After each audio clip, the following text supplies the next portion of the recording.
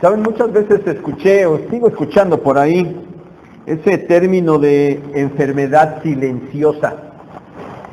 Y bueno, nunca puse atención a cuál enfermedad se estaban refiriendo, pero ahora que lo necesité pensé, bueno, no hay problema, simplemente, ¿verdad? Entramos ahí a nuestro buscador, a Google, y pum, le ponemos enfermedad silenciosa y yo ya voy a saber cuál es esa enfermedad. Pero la sorpresa que me llevé es que cuando le puse esta enfermedad silenciosa aparecieron diferentes opciones. Llamadas de esta manera, enfermedad silenciosa, y sin que hiciera yo una búsqueda exhaustiva, ¿verdad? Ustedes que lo usan ya saben, le ponen y aparecen ahí los títulos. Bueno, en esa por lo menos encontré hipertensión arterial, endometriosis, osteoporosis, diabetes, depresión, sífilis y estrés. Y eso que no hice una búsqueda muy exhaustiva. Entonces yo me quedé un poco sorprendido y dije, bueno, entonces ¿a qué se le llama enfermedad silenciosa? Y bueno, también me puse a buscar por ahí, ¿qué es una enfermedad silenciosa? Y entonces encontré lo siguiente, miren, encontré esto. Muchas enfermedades entran en la categoría de asesinos silenciosos. Estas enfermedades disfrazan sus señales de advertencia. Se caracterizan por síntomas sutiles que a menudo pasan desapercibidos e inadvertidos. Si pasa mucho tiempo sin tratamiento de la enfermedad, puede causar complicaciones graves o inclusive la muerte. Hay muchas posibilidades de que las personas puedan estar viviendo con tales enfermedades peligrosas sin saberlo. Por lo tanto, es muy importante difundir el conocimiento sobre estas enfermedades. Además, debes hacerte chequeos médicos regulares con tu médico para que los síntomas inexplicables o vagos puedan diagnosticarse temprano y posiblemente salvar tu vida. Y luego dicen, estas son 10 enfermedades silenciosas y mortales que debes saber. Y bueno, algunas de las que ya mencioné y otras más. Diabetes, enfermedad de la arteria coronaria, enfermedad del hígado graso, cáncer de colon, presión arterial alta, cáncer de piel, osteoporosis, Chagas, hepatitis, cáncer cervical. Bueno, busqué esto porque yo, hermanos, pensando en el aspecto espiritual, ahora pensando en el aspecto espiritual, creo que también nosotros podríamos hacer una lista que bien pudiéramos catalogar como enfermedades silenciosas. ¿Cuáles serían estas? Bueno, serían esas cosas que un cristiano sabe que debe hacer, pero que no las hace, las descuida. Y que aparentemente no provoca nada el hecho de dejarlas, pero que de manera silenciosa, claro que terminan afectando fuertemente la vida espiritual. Y por lo menos podríamos incluir en estas el dejar de leer y estudiar la Biblia, el dejar de orar, el dejar de asistir a los cultos y dejar de tener comunión con la iglesia. Bueno, el día de hoy quiero que consideremos solamente este último punto, vivir fuera de la comunión de la iglesia, porque a esto podríamos bien llamarle una enfermedad, un enemigo silencioso, vivir fuera de la comunidad de la iglesia. Vamos a meditar en un pasaje de Efesios. Ya saben que hace poquito estuvimos predicando sobre toda la carta. Bueno, no fue tan exhaustivo, pero ya se predicó sobre este pasaje, ya predicamos, pero ahora quiero que lo consideremos nuevamente, pero pensando en este asunto de la comunión con la iglesia. El objetivo, hermanos, mi objetivo en esta mañana es que hagamos conciencia de lo que Pablo está estableciendo para la vida de la iglesia en comunidad. Cuando nosotros nos demos cuenta de esto, cuando nosotros comprendamos estas cosas, entonces vamos a comprender el peligro de vivir aislados de esa comunión con la iglesia. Como ya dijimos, acarrea serios problemas para la vida espiritual. Así es de que, hermanos, abran su Biblia allí en Efesios capítulo 4, Efesios capítulo 4, y ya leímos los versículos 11 al 16, sobre eso vamos a meditar, aunque le vamos a echar una miradita muy rápida desde el versículo 1. Y lo primero que quiero que nos demos cuenta es que en este pasaje hay claramente un sentido de comunidad, Y es que, hermanos, nuestra sociedad es una sociedad individualista. Eso es lo que es nuestra sociedad. Miren, nosotros vivimos en una zona urbana de más de 20 millones de habitantes. Y a diario la interacción de cada una de esas personas es con muchísimas otras. Ustedes mismos se dan cuenta. Van a trabajar o van a la escuela o van a sus actividades y diariamente se encuentran con muchísimas personas. Bueno, a todos les pasa, se encuentran con muchas personas.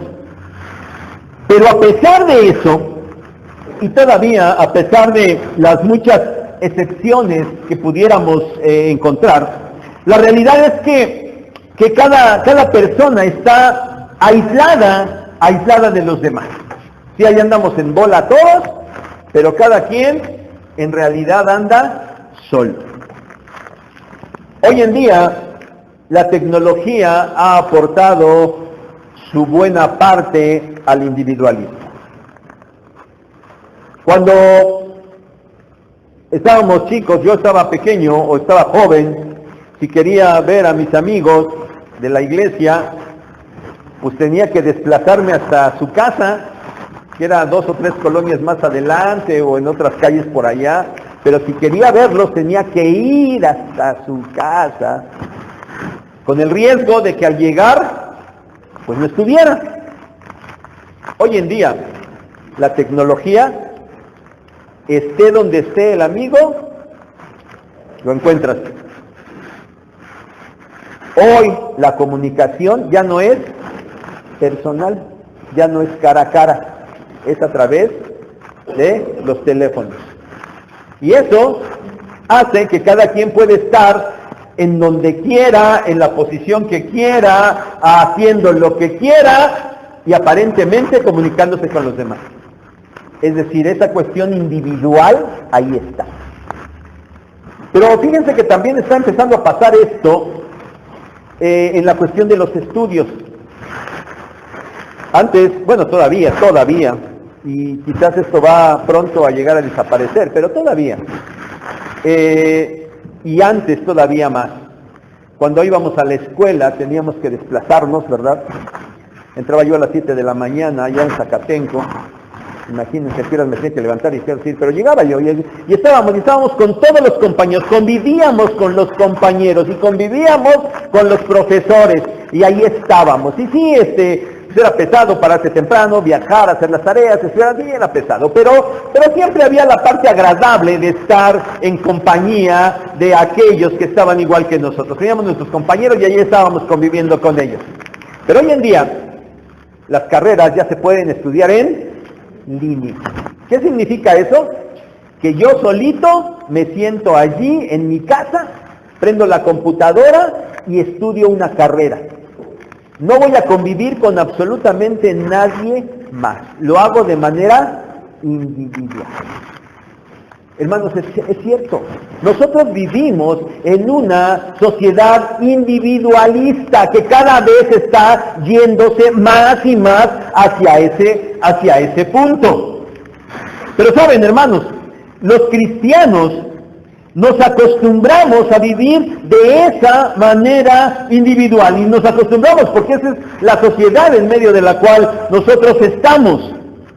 Y tal vez, sin darnos cuenta, trasladamos ese asunto individual al desarrollo de nuestra vida espiritual. Pareciera que se trata de mi salvación, se trata de mi relación con Dios, se trata de mi vida espiritual, se trata de mi crecimiento y de todos los mis que le quieran añadir. Pero hermanos, pongamos atención a ese capítulo 4 de Efesios. De entrada, ya saben que los titulitos que vienen ahí en las secciones que están divididas, esos titulitos no pertenecen al texto original, ¿verdad? Lo ponen los editores. Pero a ver, ¿cómo dice el titulito del capítulo 4? La unidad. Ya para empezar está hablando de unidad. Échenle una miradita rápida. Versículo, bueno, lo voy a leer rápido. Yo pues preso en el Señor os ruego que andéis como es digno de la vocación con que fuisteis llamados, con toda humildad y mansedumbre, soportando con paciencia, ¿quiénes? Los unos a los otros, solícitos en guardar la unidad del Espíritu en el vínculo de la paz. Porque entre todos tenemos un cuerpo y un espíritu, como también fuisteis llamados en una misma esperanza, un Señor, una fe, un bautismo, un Dios y Padre de todos, el cual es sobre todos y por todos y en todos. Brinquen al verso 11. Y él mismo constituyó a unos apóstoles, a otros profetas, a otros evangelistas, a otros pastores y maestros, a fin de perfeccionar a los santos para la obra del ministerio, para la edificación del cuerpo de Cristo, hasta que quienes todos lleguemos a la unidad de la fe y del conocimiento del Hijo de Dios, a un varón perfecto a la medida de la estatura de la plenitud de Cristo, para que ya no seamos niños fluctuantes, llevados por todo viento de doctrina, por estratagema de hombres que para engañar emplean con astucia las artimañas del error, sino que siguiendo la verdad en amor, crezcamos en todo en aquel que es la cabeza, esto es Cristo. ¿Se dieron cuenta, hermanos? Miren, en estos versículos 11 al 16 que también leímos previamente, el Señor está otorgando a la iglesia a ciertos creyentes, a ciertos hermanos, con dones específicos y a la vez a ellos, a estos hermanos, como dones en sí mismos para la iglesia. Y aquí se mencionan apóstoles, profetas, evangelistas y pastores maestros. A ver, ya comentamos, no voy a abundar, ya comentamos allá cuando predicamos de Efesios, que en la actualidad apóstoles y los profetas ya no hay en la iglesia. O sea, ya no hay apóstoles y ya no hay profetas. Porque estos fueron dados en aquel tiempo para fundar a la iglesia. Y una vez que la iglesia quedó fundada, pues ahora era necesario sostenerla ahí, consolidarla, y por eso quedaron los evangelistas y los pastores maestros. Y estos, dice ahí Pablo, están para equipar a la iglesia, para equiparla de tal manera que la iglesia, los santos, desarrollen el ministerio, es decir, que hagan el trabajo para que la iglesia fue puesta en este mundo, para edificarla, para capacitarla y para edificarla, para eso, para edificar a la iglesia. Ahora, hermanos, la palabra edificar tiene que ver con construir. Edificar tiene que ver con construir. La iglesia, hermanos, aquí en estos versículos es vista como un edificio, ¿verdad? Y creo que todos tenemos idea de cómo va levantándose un edificio. Bueno, por un lado, ¿verdad? Hay que traer tabiques, hay que traer los tabiques, y después hay que los tabiques irlos poniendo, ¿verdad? Hay que ponerlos en el muro, en los muros, para que se vaya el edificio, la casa se vaya levantando. Pero bueno, creo que todos sabremos que no es cuestión nada más de encimar los tabiques así nada más y como caiga, ¿verdad que no? Hay que pegarlos con mezcla, hay que plomearlos y hay que alinearlos para que el muro quede bastante bien construido, pero además que quede firme y resistente.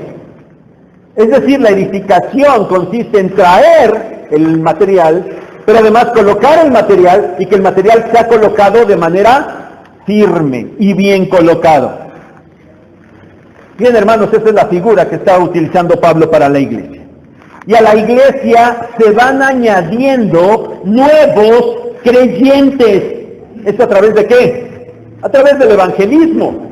Es decir, esos nuevos tabiques que van llegando al edificio que es la iglesia, son esos nuevos creyentes que van siendo trayendo por el trabajo evangelístico. Pero una vez que esos nuevos creyentes están en la iglesia, hay que afianzarlos, hay que colocarlos bien, para que vayan levantando el edificio, para que se vaya edificando la iglesia. Pero ahora, hermanos, cuando nosotros pensamos en nosotros mismos como esos tabiques del edificio que es la iglesia, pero si estamos influenciados por ese asunto del individualismo que ya explicamos, entonces, cuando nosotros leemos este pasaje, nosotros pensamos, pues sí, yo tengo que ser edificado. Los demás tienen que usar sus dones para edificarme a mí. Yo debo de tomar fuerza. Bueno, sí, yo todo lo que escucho aquí el domingo, pues tiene que ser para mi crecimiento espiritual. Pero otra vez, hermanos, otra vez notemos el énfasis del pasaje que ya leímos y que se los remarqué. Hasta que todos lleguemos, para que ya no seamos, sino que crezcamos. Hermanos, definitivamente el sentido del pasaje no es un sentido individual, es un sentido colectivo, un sentido de comunidad. Hermanos, la edificación de la que está hablando aquí el apóstol Pablo no es mi edificación, es nuestra edificación. No se trata de que alguien diga, bueno, pues que yo aprenda y que yo crezca. Si los demás no les interesa, si a los demás no les preocupa y no se esfuerzan, y si no lo logran, pues allá es su problema. Yo vengo a lo que vengo, lo demás ni me preocupa. Si alguien piensa así, está en un terrible y grave error, porque ese no es el objetivo de Dios. Se trata de que todos seamos edificados. Pero ahora, hermano, quiero que vayas pensando en el objetivo que te dije que tengo para la predicación de hoy. Si no vivimos en comunión con la iglesia, si no estás en comunión con la iglesia, ¿cómo se va a lograr este objetivo? ¿Te das cuenta? Pareciera que tu ausencia con la iglesia no es importante, como que no pasa nada, pero ya ves que sí es importante. Ya ves que sí pasa algo. Si no vives en comunión, ese lenguaje que acabamos de ver de nosotros, todos seamos, crezcamos, entonces ese lenguaje no tiene sentido. Por eso es importante que no vivas fuera de la comunión de la iglesia. Pero vamos a una segunda cosa y veamos qué es lo que hay que hacer en comunidad. Bueno, ya dijimos, la primera cosa, es indispensable que vivamos en comunidad. Pero ¿qué tenemos que hacer? Bueno, ya lo leímos también ahí. Y tal vez, mi hermano, ni siquiera te habías detenido a meditar en el para qué necesitas ser parte de la iglesia. Yo espero, mi hermano, que no estés pensando, bueno, pues es que ya, como ya cambié de religión, ahora pues soy cristiano. Y pues hay que ir, la religión cristiana se reúne los domingos y hay que ir ahí los domingos al culto, ¿verdad? Y pues yo voy y ya. Más que eso, no. Hermano, yo espero que no estés con este pensamiento. Si lo tienes, empieza a quitarlo.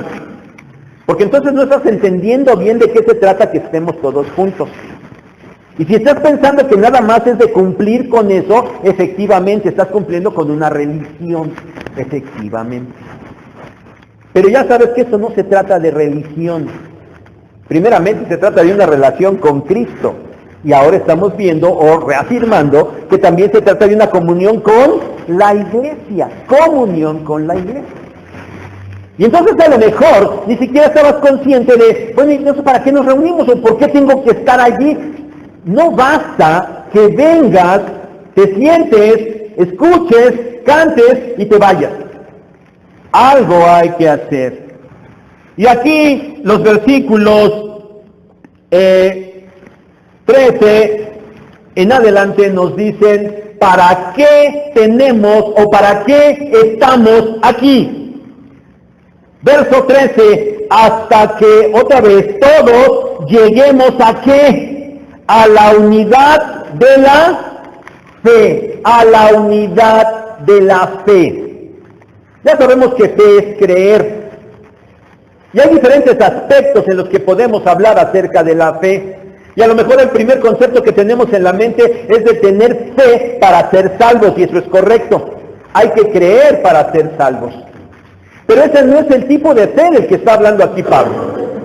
No está hablando de esa fe solamente en el aspecto salvífico, sino está hablando de todo el cuerpo de la doctrina cristiana, de todo lo que implica la enseñanza del Señor Jesús, de todo lo que estamos encontrando en la Biblia. Es decir, tenemos que llegar todos a tener un conocimiento de el contenido de nuestra fe. Hoy en día, cada uno puede llegar a sus propias conclusiones.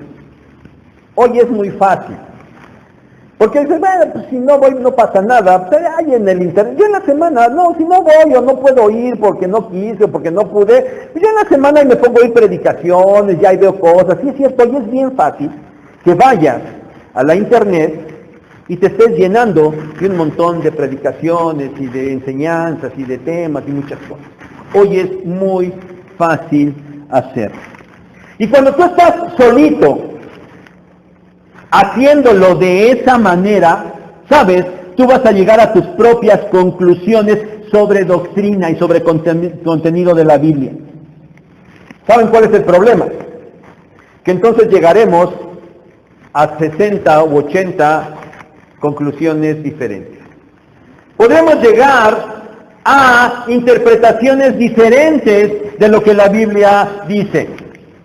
Pero eso no está bien. Eso no puede ser. Porque la Biblia no tiene 80, 100 o 200, ni siquiera tiene 2 interpretaciones diferentes. La doctrina bíblica solo es una. Y la interpretación bíblica solamente es una. Y por eso es importante vivir en comunión.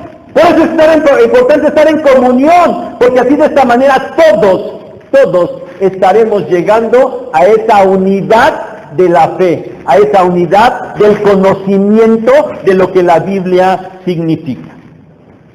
La segunda cosa, que lleguemos a la unidad del conocimiento del Hijo de Dios. Unidad del conocimiento de Cristo. Y hermanos, aquí como en el punto anterior, no se trata del conocimiento de Cristo solamente para salvación, porque a eso ya llegamos. Todos ya conocimos al Señor Jesús para salvación. Aquí, hermanos, de lo que se trata es de un conocimiento profundo y pleno. A ver, acuérdense.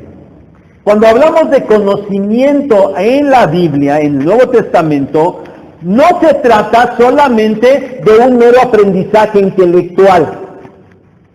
Cuando hablamos de conocimiento en la Biblia, se trata de una relación que se establece con aquello a lo cual se conoce. Es decir, de lo que se trata es de tener una profunda, total, completa relación con el Señor Jesucristo. Y saben, alguien pudiera decir, bueno, pues eso yo lo puedo hacer solo. Yo puedo llegar a tener una relación profunda con el Señor sin necesidad de los demás. Si estás pensando eso, considera nada más lo siguiente. Cuando hay una relación profunda con alguien, invariablemente se llega a amarlo. El amor nace de una relación constante y cada vez más profunda. Así es de que si alguien va a tener una profunda relación con el Señor Jesucristo, entonces invariablemente llegará a amarlo. Eso va a ser inevitable. Pero ese amor al Señor Jesucristo invariablemente llegará a la obediencia. Y eso lo pueden ver en el Evangelio de Juan, capítulo 14, versículos 15, 21 y 23. El Señor dijo, si me amáis, ¿qué? Guardad mis mandamientos. Si me aman, obedezcan mis mandamientos. Así es que si alguien que está solo dice, yo puedo tener una relación profunda con el Señor sin necesidad de los demás, bueno, esa relación, si es que efectivamente la va a tener de manera correcta, no va a haber otra consecuencia más que va a amar al Señor profundamente. Y cuando ame al Señor profundamente, entonces invariablemente tendrá que obedecerlo. Pero dice Juan 15, 12 y 17 que tenemos que amarnos unos a otros. ¿Y de qué se trata eso? De comunión, vida en comunidad. Así es de que nadie va a decir yo amo al Señor y yo tengo una profunda relación con el Señor, pero los demás no me interesan. Eso, ¿saben qué? Es una mentira. Eso no va a pasar. Eso no es cierto. Pero sigue diciendo allí, al conocimiento, estoy en el verso 13 todavía, y al conocimiento del Hijo de Dios, a un varón perfecto, a la medida de la estatura de la plenitud de Cristo. Otra vez, ya saben, perfección no significa carecer de todo error. Ya saben que perfección, cuando la Biblia habla de perfección para nosotros, está hablando de madurez. ¿Vale? No de perfección, de madurez. Entonces, ¿de qué se trata? De que lleguemos a un varón perfecto. ¿Qué quiere decir esto? Que lleguemos a la madurez. ¿Qué tan maduros tenemos que llegar a ser? A la medida de la estatura de Cristo.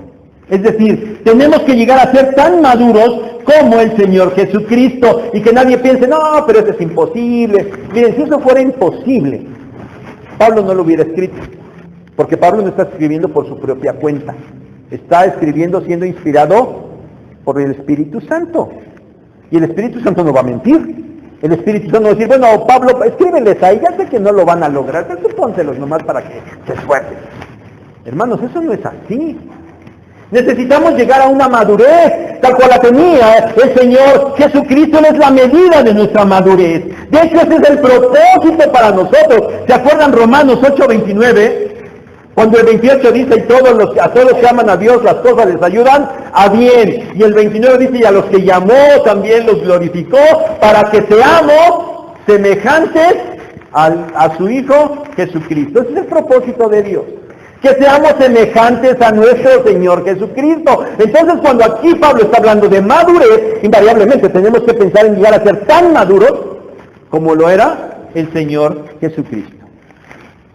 Y otra vez, ¿qué? ¿Se trata solamente de que yo solito llegue a ese grado de madurez? Y otra vez la respuesta es no.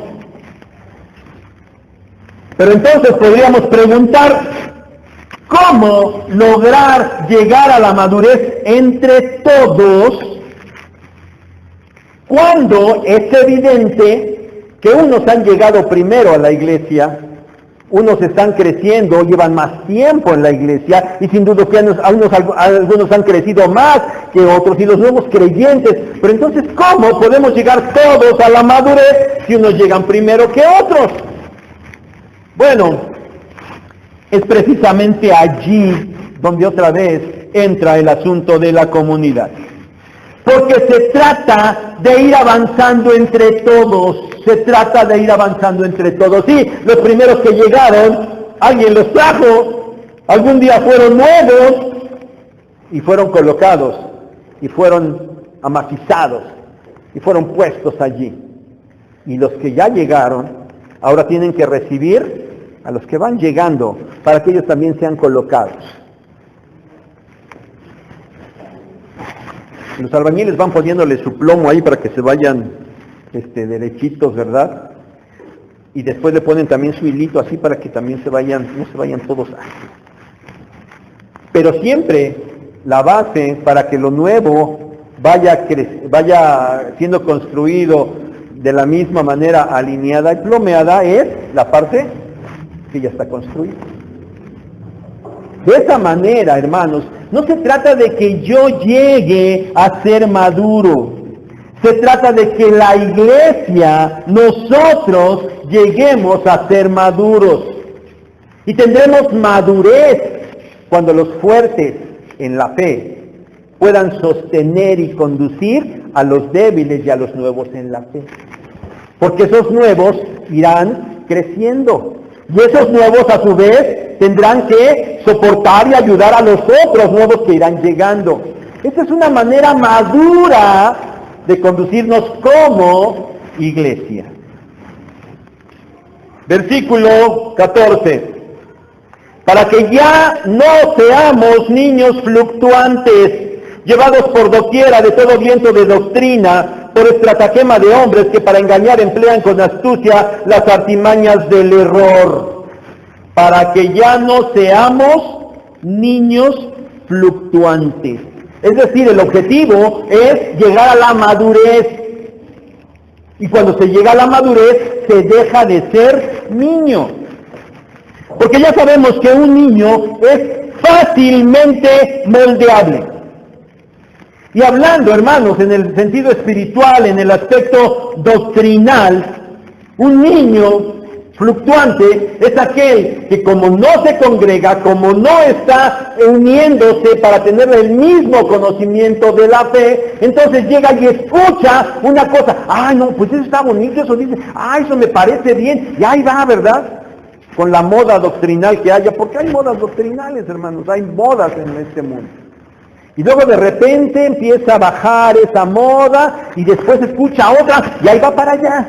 Y luego escucha otra y ahí anda el niño fluctuando de doctrina en doctrina.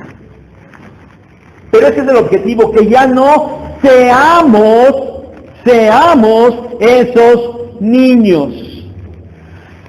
Y hoy otra vez, les insisto, hoy en día es más fácil que la antigüedad, porque antes tenían que llegar hombres, dice ahí, que usen artimañas para conducir al error, pero hoy ni siquiera tiene que venir alguien. Es más, hermano, si alguien viniera, créanme que si llegara un ajeno aquí y dijera, oigan, tengo palabra para la iglesia, no lo voy a dejar hablar, no lo voy a dejar hablar. ¿Quién es? ¿Quién sabe? ¿Qué va a decir? No lo sé. El cuidado es nuestro para con ustedes. Pero hoy eso no va a pasar. Hoy esos falsos maestros, hoy esas falsas doctrinas, hoy esos pensamientos agradables que ni siquiera tienen sustento bíblico, otra vez están allá en el internet. Y todo creyente está expuesto a estas explicaciones, a ese sinfín de pensamientos y doctrinas equivocadas. Y cuando alguien pretende por sí solo aprender esto, pues hermanos, está expuesto a esas falsas doctrinas. Por eso es necesario aprender en comunidad. Hermano, tu ausencia de los cultos y por tanto tu ausencia de estar escuchando las predicaciones y tu ausencia de estar en los cursos bíblicos del instituto, eso te hace vulnerable a falsas doctrinas. Y otra vez se comprueba la necesidad de vivir en comunión con la iglesia. Dos cosas, hermanos, de este segundo punto. Primera, toma conciencia, hermano, de lo que debes hacer. Ya lo vimos. Tenemos que crecer en la fe, en el conocimiento de Cristo, en una firmeza doctrinal, en dejar de ser niños fluctuantes. Tienes que tener conciencia. Oye, entonces, ¿para qué voy a hacer? O sea, ¿para qué me tengo que congregar? Para eso. Si no estabas consciente y creías que nada más se trataba de venir y cumplir con venir al culto, bueno, tienes que corregir y tienes que ampliar. Para eso que acabamos de mencionar, para eso tienes que estar aquí. Y la segunda cosa que tienes que entender en este segundo punto es que no puedes hacerlo solo. Tienes que hacerlo con los demás. Y vamos al tercer punto. Para ratificar, para enfatizar esta situación de que no lo puedes hacer individualmente. Todos tenemos que crecer en Cristo, y cada uno tiene que aportar lo que le corresponde. Versículos 15 y 16. Si no, contraste, ¿verdad? Ya no te dejes llevar de todo viento de doctrina, sino que siguiendo la verdad en amor, crezcamos en todo en aquel que es la cabeza, esto es Cristo, de quien todo el cuerpo, bien concertado y unido entre sí por todas las coyunturas que se ayudan mutuamente, según la actividad propia de cada miembro, recibe su crecimiento para ir edificándose en amor. Otra vez el plural. Crezcamos. No hay individualismo, se trata de comunión. Y el crecimiento, que es el objetivo en estos versículos, se obtiene, dice ahí, siguiendo la verdad. ¿Quién es la verdad? Cristo, el Señor Jesucristo. Y ahí dice, ¿verdad? Clarito, crezcamos en todo en aquel que es la cabeza, esto es Cristo. A ver, mi hermano, todo lo que está fuera de Él, todo lo que esté fuera de nuestro Señor Jesucristo es peligroso para el crecimiento del cristiano. No lo minimices, por favor. Todo lo que esté fuera del Señor Jesucristo es peligroso para tu crecimiento. Porque dice ahí que el crecimiento es que ¿en qué? En todo. Y todo significa todo. Piénsale en el aspecto que quieras. Cualquier área de la vida del cristiano. Oye, bueno, sí, mi vida espiritual, pero bueno, mi familia, no, tu familia tiene que estar metida en eso. Bueno, sí, pero mis estudios, tus estudios tienen que estar metidos en eso. No, pero es que mi trabajo, tu trabajo tiene que estar metido en Cristo. Mis sentimientos, todo lo que quieras, todo lo que tú quieras, tiene que estar metido en el Señor Jesucristo, porque si no, va a ser peligroso. Va a ser peligroso. ¿Y sabes por qué hay que hacerlo así? Porque eso es imprescindible. Dice ahí que Él es la cabeza. Y si Él es la cabeza, entonces de Él emana la vitalidad y de Él emanan las órdenes de lo que hay que hacer. Y esto, mis hermanos, es una figura importante y creo que es una figura muy adecuada, sin duda. Por eso el Señor inspiró a Pablo y lo utiliza muchas veces, esta figura del cuerpo. Nosotros somos el cuerpo y nosotros no podemos andar desligados de la cabeza que es Cristo. Pero ¿sabes? Tampoco podemos estar desligados de entre nosotros mismos. ¿O que un día te levantaste y tu mano dijo, no, yo no quiero estar con el cuerpo y tu mano andaba por allá? ¿Eso pasa? Eso es imposible. Eso es imposible. No podemos estar desligados ni de la cabeza ni de entre nosotros mismos. Y dice ahí que ese cuerpo bien concertado, ¿sabes qué significa esto? Bien coordinado y unido entre sí, se ayuda mutuamente, realizando cada quien lo que le corresponde, bien coordinado. Y cuando nosotros hacemos cualquier actividad, nosotros podemos entender esto de la coordinación, pero también entendemos perfectamente de quién vienen las órdenes. Tú te levantas y dices, me tengo que vestir, me tengo que arreglar para ir al trabajo, para ir a la escuela o para ir a mis actividades. ¿Y quién determina eso? La cabeza, ¿no? El cerebro dice, pues hay que... ¿Y qué dice el cerebro? Pues hay que ir al closet, ¿verdad? Al ropero, a ver la ropa. Y ya, ¿eso pasa? La cabeza manda la orden y ¿quién ejecuta? Pues los pies, ¿no? Ya me imagino, ¿no? Que el pie derecho quiera y el izquierdo no. Pues no van a llegar nunca. Y llegan los pies y luego abren el ropero, entran las manos, ¿verdad? Y abren ahí el closet y entran los ojos para ver. Y después entran las manos para tomar. Y después otra vez los pies. Y después empiezas a vestir y que la cabeza se hace así para que no entre la blusa o algo. No, ¿verdad? Todo el mundo va cooperando y luego hay que ponerse una manga de la blusa o de la camisa o lo que sea. Y la mano se hace así. La mano coopera, ¿no? Todo coordinado va haciendo hasta que uno queda completamente vestido. Es una figura muy fácil de entender esta, ¿verdad? El cuerpo bien coordinado. Bueno, creo que todavía encontraría otro mejor ejemplo cuando las hermanas están maquillando. Bendito Dios, de verdad, ¿eh? Eso necesita una mayor coordinación. Las veo ahí en la combi, a las mujeres, maquillándose. ¿Qué habilidad, qué coordinación de cuerpo, ¿eh? No, ese cerebro manda órdenes y el cuerpo, pero de verdad, las manos y todo ahí. Pero se sube una y a 2 cuadras se baja otra, ¿no? Yo creo que el chofer ha de decir, oiga, ni la que se subía hace atrás ya se bajó sin pagar, porque la que se bajó fue otra. Bueno, entienden bien, ¿verdad, hermanas? Ese asunto de la coordinación.